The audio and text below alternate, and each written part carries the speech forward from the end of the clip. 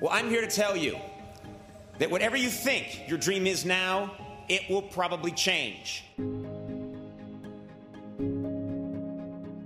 There are few things more liberating in this life than having your worst fear realized. I went to college with many people who prided themselves on knowing exactly who they were and exactly where they were going. At Harvard, 5 different guys in my class told me they would one day be president of the United States. 4 of them were later killed in motel shootouts. The other ones briefly hosted Blue's Clues before dying senselessly in yet another motel shootout. Your path at 22 will not necessarily be your path at 32 or 42. One's dream is constantly evolving, rising and falling, changing course. This happens in every job, but because I have worked in comedy for 25 years, I can probably speak best about my own profession. Way back in the 1940s, there was a very, very funny man named Jack Benny.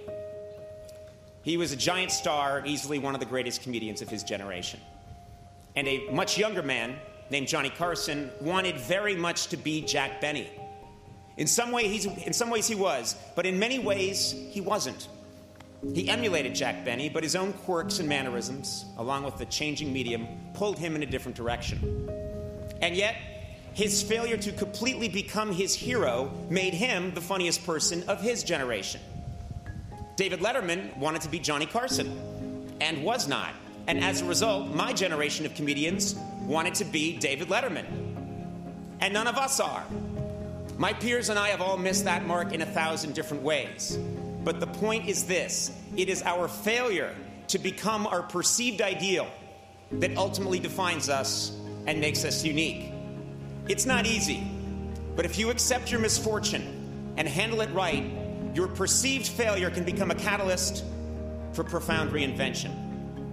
So at the age of 47, after 25 years of obsessively pursuing my dream, that dream changed.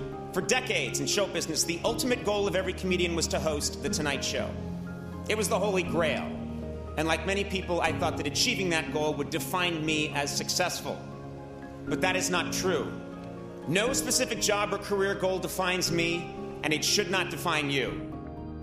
In 2000, I told graduates to not be afraid to fail. And I still believe that. But today, I tell you that whether you fear it or not, disappointment will come.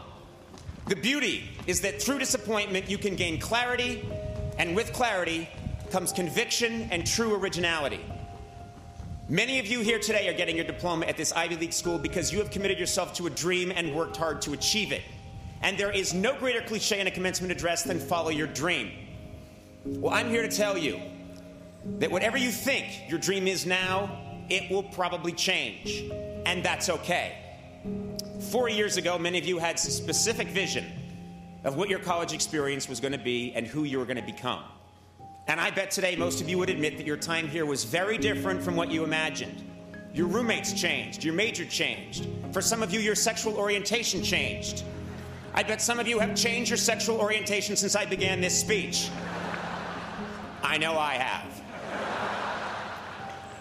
But through the good, and especially the bad, the person you are now is someone you could never have conjured in the fall of 2007. I've told you many things today, most of it foolish, but some of it true. I'd like to end my address by breaking a taboo and quoting myself from 17 months ago. At the end of my final program with NBC, just before signing off, I said, work hard, be kind, and amazing things will happen. Today, receiving this honor and speaking to the Dartmouth class of 2011 from behind a tree trunk, I have never believed that more. Thank you very much and congratulations.